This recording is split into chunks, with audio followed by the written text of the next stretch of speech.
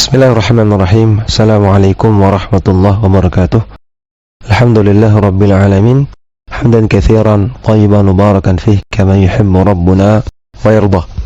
Salatu wassalam ala nabiyyina Muhammadin wa ala alihi wa sahbihi ajma'in, amma ba'd. Kembali kita melanjutkan pelajaran dari kitab Mukhtarat Qawaidil Lughatil Arabiyyah karya Al-Ustadz Abdul Rafiq Ghufran hafizahullahu ta'ala. Silakan dibuka halaman 20.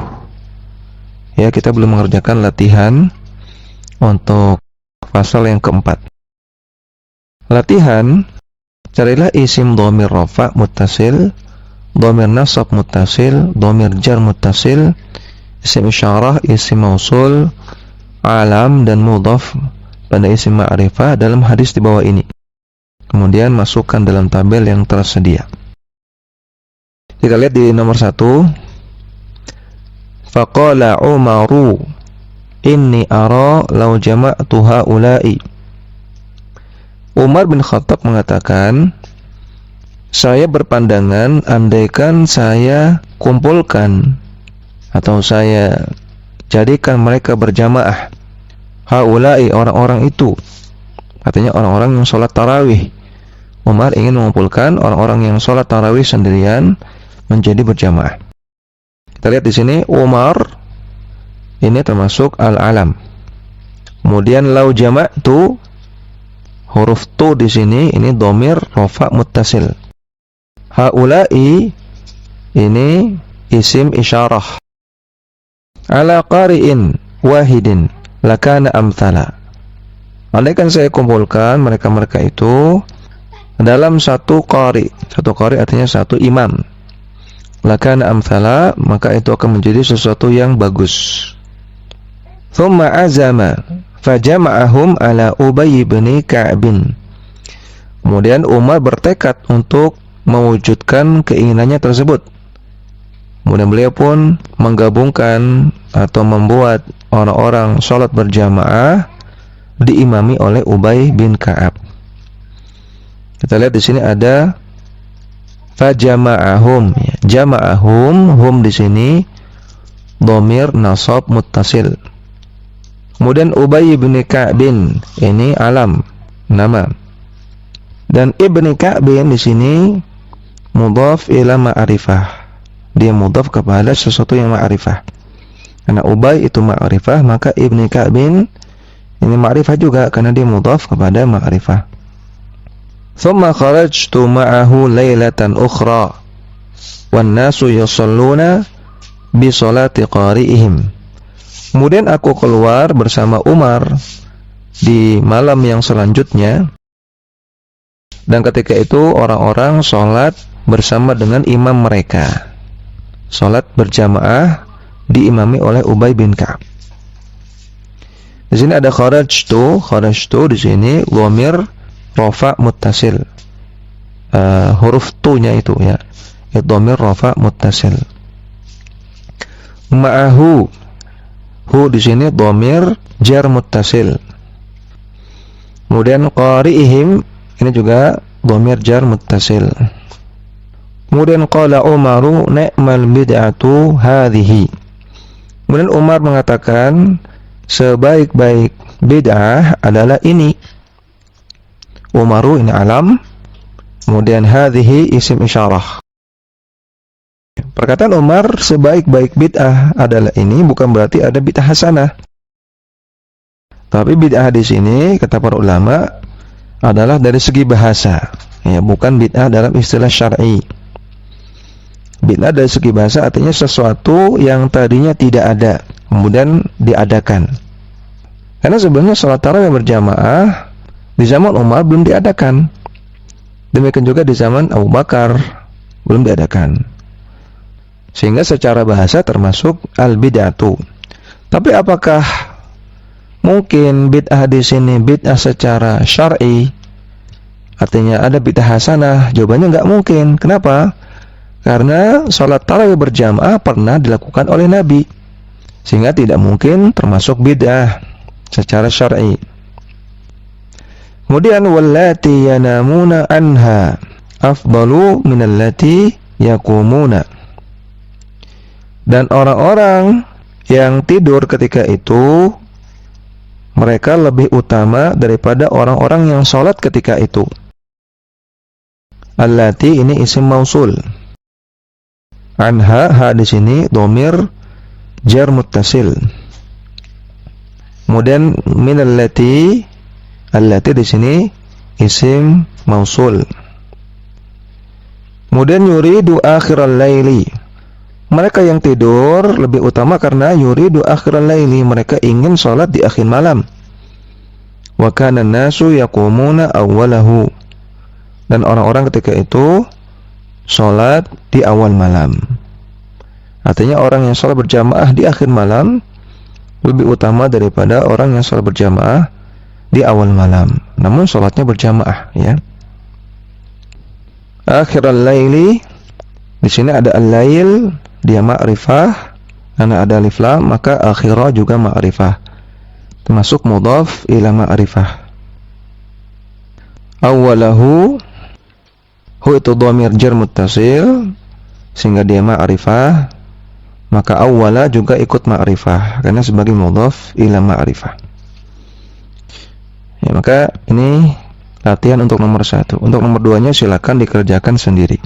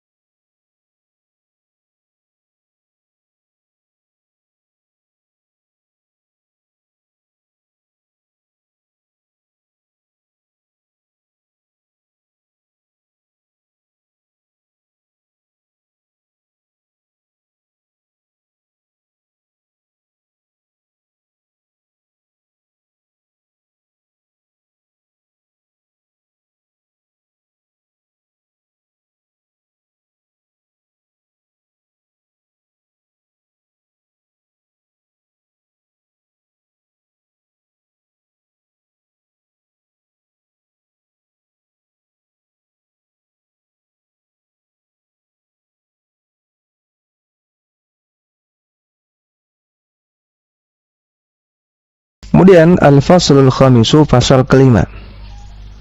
Al-ismu bin nadhari ila taghyirihi. Isim ditinjau dari perubahan harakat akhirnya. Isim ditinjau dari taghyirnya atau dari perubahan harakat akhirnya terbagi menjadi 2, yaitu mabniyun dan mu'rabun. Mabni dan mu'rab. Ini istilah ini sudah sempat muncul beberapa kali di halaman-halaman sebelumnya. Nah, di sini penjelasannya, ya. Yang pertama, isim mu'rab atau al-ismul mu'rabu, yaitu isim yang berubah harokat akhirnya. Isim yang harokat terakhirnya bisa berubah. Contohnya, qama zaidun. Perhatikan di sini, qama zaidun artinya Zaid berdiri. Zaidun di sini harokatnya dhammah tanwin.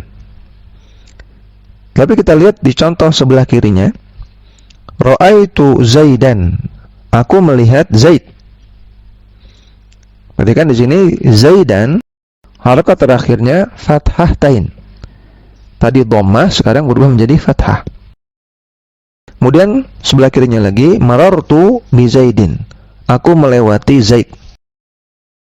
Di sini Zaid harokat terakhirnya kasrah tain. Tadi awalnya dhammah, kemudian menjadi fathah, kemudian menjadi kasrah. Dia bisa berubah. Kenapa kok berubah? Tergantung amilnya, ya, tergantung adanya faktor yang membuat dia berubah. Atau bisa juga kita katakan tergantung posisinya sebagai apa.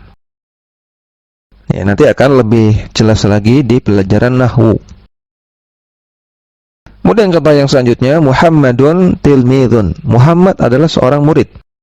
Di sini Muhammadun harokatnya dhammatain. Inna Muhammadan qadimun. Sesungguhnya Muhammad telah datang.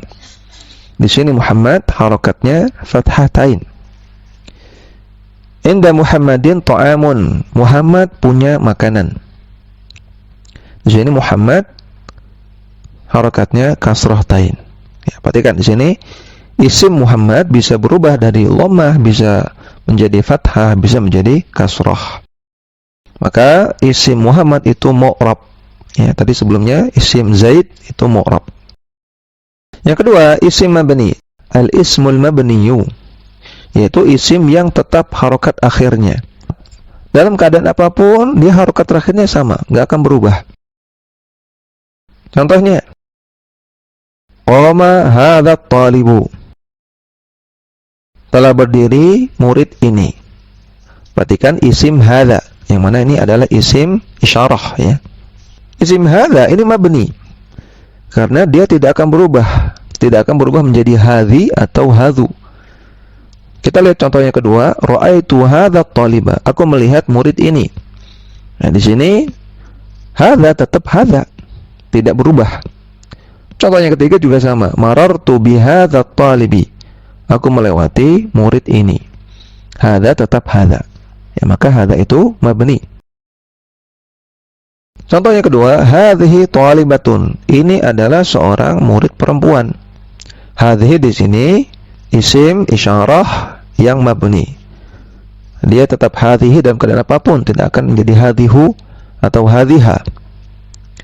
Kita lihat di contoh yang selanjutnya, inna hadhihi talibatun. Sesungguhnya ini adalah seorang murid perempuan. Dia tetap hadhihi. Yang selanjutnya, li hadhihi talibati kitabun. Murid perempuan ini punya sebuah kitab. Ya, di sini juga hadhihi tetap hadhihi. Maka hadhihi adalah isim yang mabni. Isim mabni ada 8. Itu sebagai berikut. Yang pertama isim dhamir. Telah diterangkan tentang isim dhamir pada pasal keempat. Yang kedua isim isyarah. Telah diterangkan tentang isim isyarah pada pasal keempat. Yang ketiga isim mausul. Telah diterangkan tentang isim mausul pada pasal keempat juga. Kemudian isim syarat atau ismus syarti. Isim syarat adalah isim yang memerlukan fi'il syarat dan jawab syarat. Atau isim syarat adalah yang mengungkapkan suatu persyaratan dan jawab syaratnya.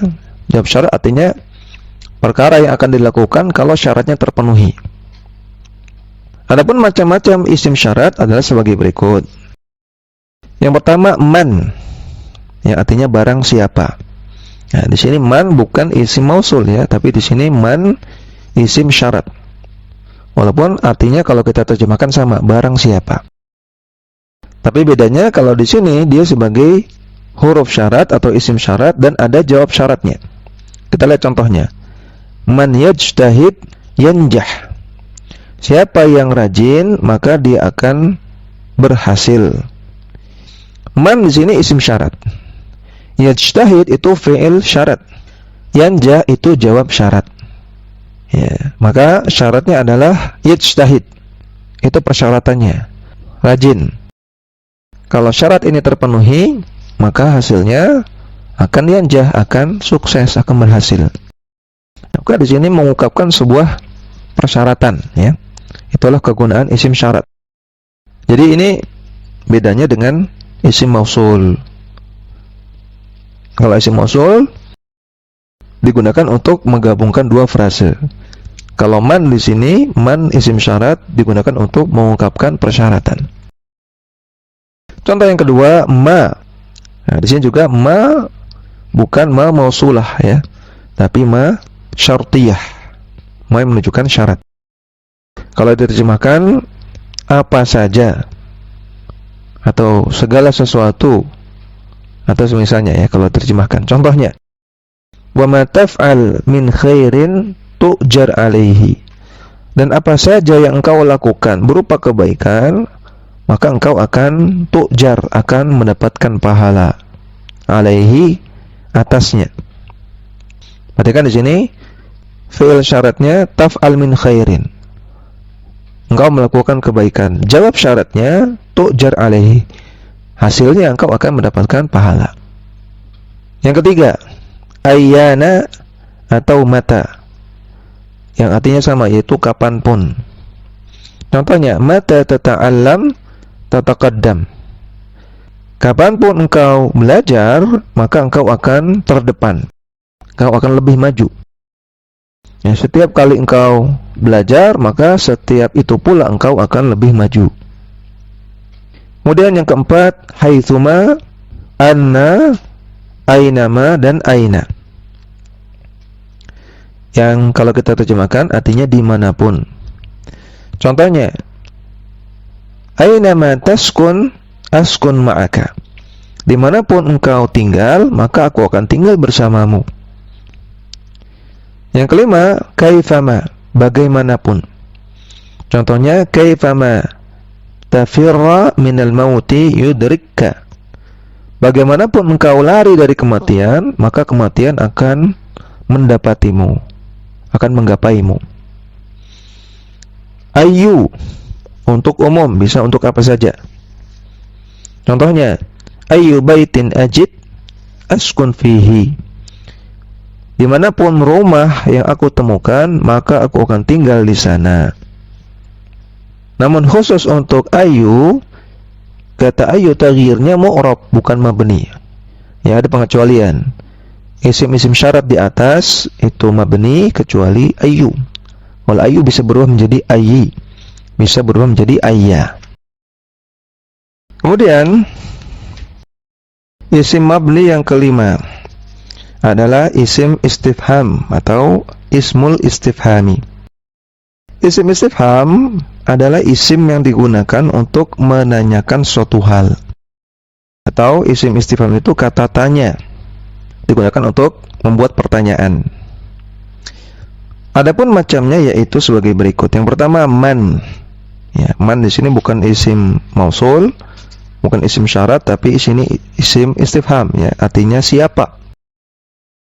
Ya, bukan barang siapa, bukan siapa saja, tapi siapa. Pakai tanda tanya, ya. Contohnya, man rabbuka, siapa Rabbmu. Man nabiyuka, siapa nabimu. Dan man ini mabni, ya, tidak akan berubah menjadi apa-apa, akan man terus.